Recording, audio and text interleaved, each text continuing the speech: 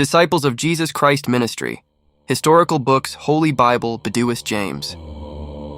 வரலாற்று நூல்கள் கண்களால் கண்ட நுட்பமான காட்சிகளின் தொகுப்பே என்பதாகவும், அதாவது நாட்டைச் சொந்தமாக்குதல், சிதறுதல், ஆட்சிகளும் வாழ்வுகளும் தேவ கட்டுப்பாட்டிற்குள் தான் இருக்கின்றன.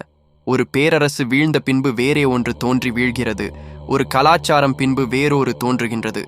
இஸ்ரவேலரை மையப்படுத்தி கானான் வெற்றி, சவுல், தாவீது, சாலமோன் பேரரசர்களின் அரசாட்சி, நியாதிபதிகள், தீர்க்கதரிசிகள், சாலமோன் கர்த்தருக்கு ஆலயம் கெட்டப்படுதல், சாலமோனின் பொற்கால ஆட்சி, பிளவுண்ட அரசாட்சி, சிறையிருப்பு, பாபிலோன், அசரியா அரசர்களால் இஸ்ரவேல் மக்கள் சிறைப்படுதல், தீர்க்கதரிசிகள் மூலமாக தேவனின் வழிகாட்டுதல், எச்சரிக்கைகள், வார்த்தைகள், சிறையிருப்பின் காரணம்,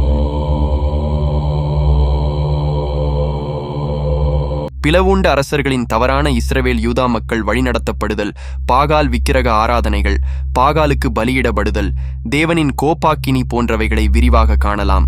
பிசாசின் ஆளுகை, தேவனின் தண்டனைகள், தீர்க்கதரிசியான சாமுவேல், நத்தான், எலியா, எலிசாவை தேவன் வல்லமையாக பயன்படுத்துகிறார்.